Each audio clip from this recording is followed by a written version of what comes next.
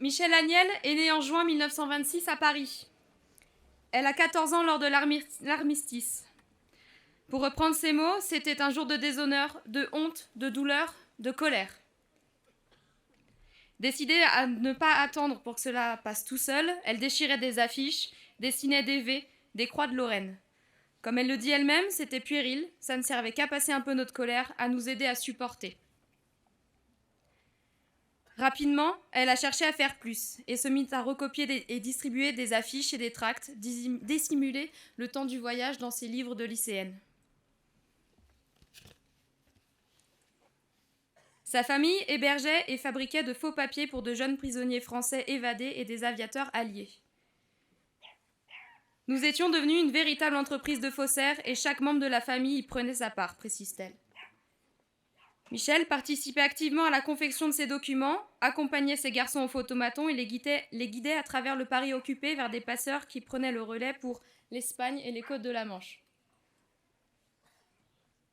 Son petit frère, quant à lui, salissait les faux papiers pour essayer de les rendre le plus authentiques possible. Aujourd'hui, âgée de 97 ans, Michèle Agnel n'a pas pu être parmi nous, mais elle nous a envoyé un texte que Mireille va vous lire. Ah bah, elle est là. Tu veux la marche ? Non, ça va. Oui. Tu veux la marche ? Ah, oui. Ah, d'accord. Ah oui, ça sert à ça. Ouais, mais là, je suis trop grande. Non, ça va pas. Bon.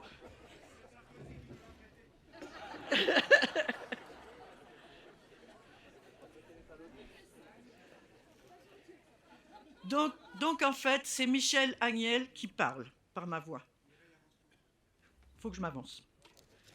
Pour moi, la résistance a été une affaire de famille. Et c'est donc de la résistance de toute la famille que je vous parlerai ici.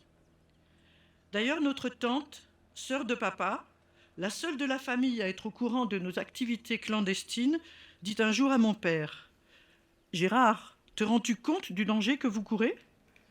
Et notre père de répondre de sa voix calme et tranquille, mais qui n'admettait pas de réplique : « Mais si des gens comme nous ne le faisaient pas, qui donc le ferait ?»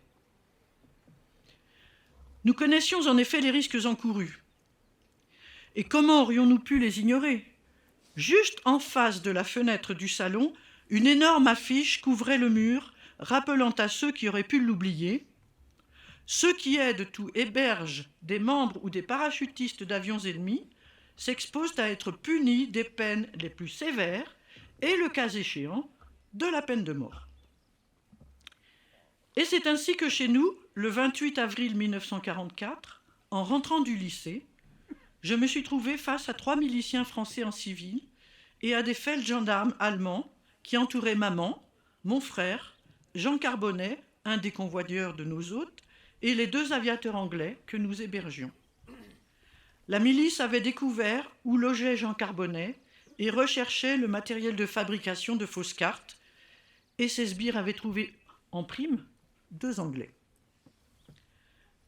Notre père arriva très tard. D'un signe de tête, il nous fit signe qu'il avait bien vu le signal blanc que maman avait eu la présence d'esprit de mettre à la fenêtre, alors que les miliciens s'appropriaient ses bijoux. Pourquoi était-il monté ? Nous ne le saurons jamais. Quelques minutes après lui, l'abbé Courcel, un des membres de leur réseau, sonnait à la porte. Il avait appris que la milice était sur nos traces et il venait nous prévenir. C'était trop tard.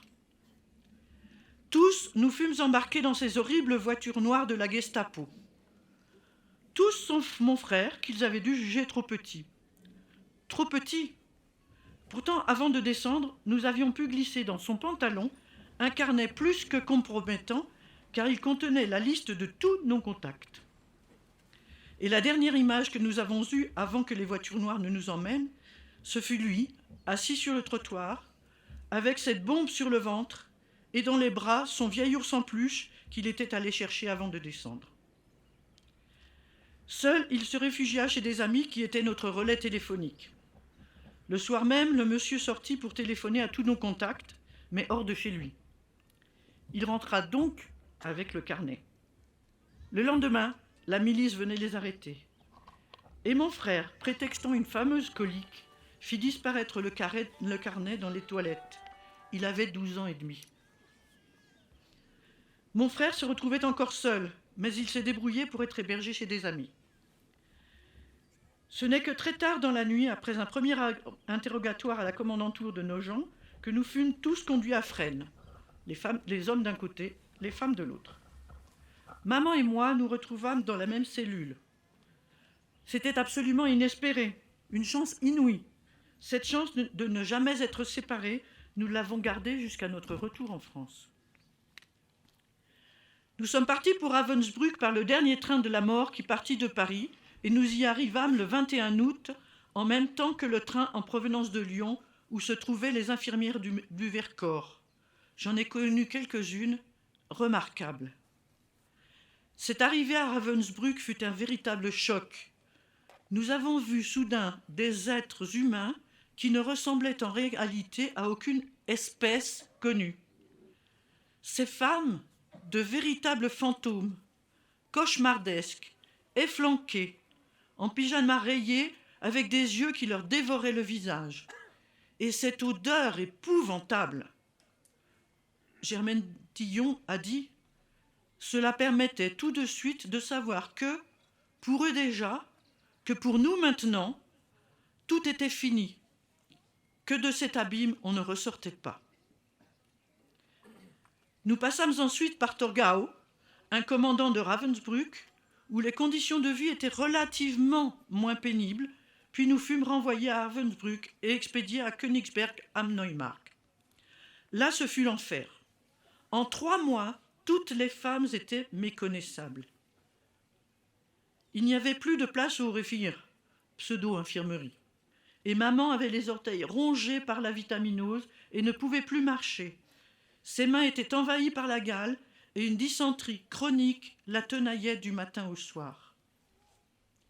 Elle avait de très loin dépassé ce qu'on appelle maigreur. Et chaque soir, j'avais peur de ne pas la retrouver.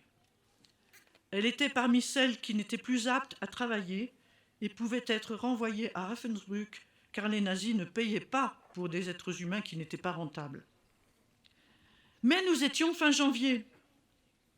Les Russes n'étaient plus loin. Le 2 février, les SS prirent la fuite en emmenant la plus grande partie de nos camarades dont si peu sont revenus, mais pas nous. Nous avons ainsi échappé au retour à Ravensbrück, ce qui signifie que nous avons échappé à l'incendie allumé par les SS pour détruire les traces de leurs abominations. Ensemble, nous avons été libérés par l'Armée rouge le 6 février 1945. Puis, pendant 4 mois, toujours ensemble, nous avons été soignés et dorlotés merveilleusement à l'hôpital de Wrocław en Pologne. Et enfin, nous avons été retrouvés par un officier français qui nous a emmenés au camp de transit français de Wesnia. Nous devions prendre le convoi qui allait nous rapatrier en France. C'était le 11 juin 1945, anniversaire de mes 19 ans. Et que peut-on désirer de mieux pour un anniversaire ?